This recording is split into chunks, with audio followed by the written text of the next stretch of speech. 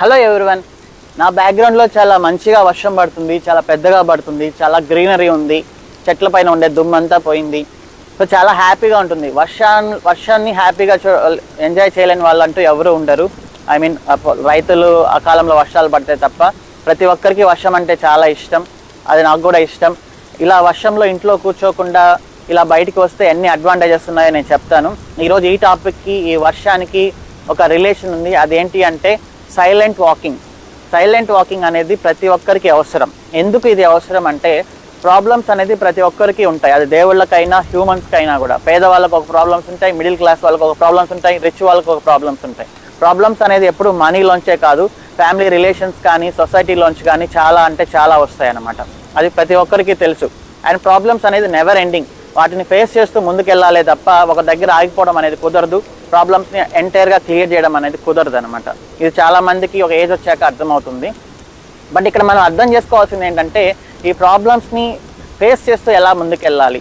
And ఈ ప్రాబ్లమ్స్ని face చేస్తున్నప్పుడు మనకు కొంచెం స్ట్రెస్ వస్తుంది, మనం మేనేజ్ చేసుకోలేము. దానికోసం ఏం చేయాలి అంటే, సో మన అదృష్టం కొద్దీ ఎప్పుడైనా ఇలా వర్షం పడినప్పుడు ఈ వర్షంలో సైక్లింగ్ కానీ సైలెంట్ వాకింగ్ కానీ అనేది చేసుకుంటే చాలా యూజ్ అవుతుంది అనమాట. సైలెంట్ వాకింగ్ అంటే ఏంటి అంటే, మీరు వాకింగ్ వెళ్ళాలి డైలీ ఒక 5 కిలోమీటర్స్.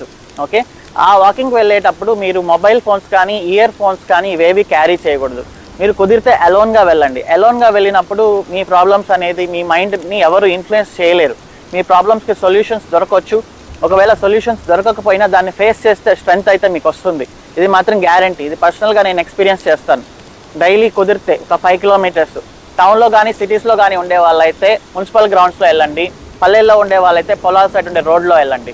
వెళ్ళేటప్పుడు చాలా జాగ్రత్త. ఎప్పుడు లెఫ్ట్ సైడ్ నడవద్దు, రైట్ సైడ్ మాత్రమే నడవండి. మీ ఇంటి దగ్గరలో కానీ ఏవైనా ఇలాంటి పార్క్స్ ఉంటే అది ఇంకా అదృష్టం.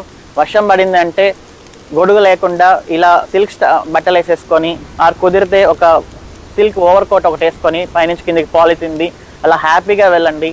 సో మీకు చాలా అంటే చాలా మెంటల్ పీస్ వస్తుంది. దాని తర్వాత మీ ప్రాబ్లమ్ని ఫేస్ చేసే స్ట్రెంగ్త్ కానీ సొల్యూషన్ కానీ మీకు ఆటోమేటిక్గా వస్తుంది. So this is my personal strong suggestion. Thanks for watching. See you in next video.